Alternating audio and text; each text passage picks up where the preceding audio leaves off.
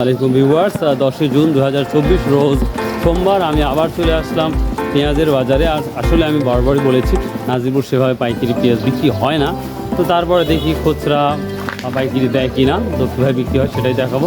বরাবরের মতনই চলে আসছি, দেখা যাক সকাল সকালই। আসসালামু আলাইকুম ভাই, কেমন আছেন? কি অবস্থা পেঁয়াজের আজকে? 80 টাকা কেজি, গত বাজারের মতোই আছে। ষোলোটা কি দাম বিক্রি করছে? 75 টাকা। 5 টাকা ডিফারেন্স। দাম বাড়া কি সমান আছে কি মনে হচ্ছে? আরো বাজার এরকমই থাকবে না? আচ্ছা, থ্যাংক ইউ ভাই। সালামু আলাইকুম, কেমন আছেন? পেঁয়াজ কম কে? পেঁয়াজ দোকান বাই করতেছে তো।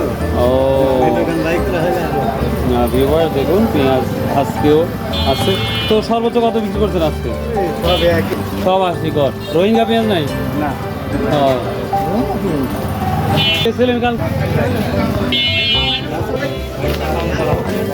সালামু আলাইকুম ভাই, কেমন আছেন?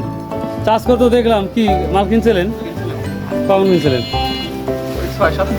পরে আবার শুনলাম যে মাল দাম বাড়ছিল নাকি? পরে দিকে বাড়ছিল না? ও, পরে কত সর্বোচ্চ কত বাড়ছিল?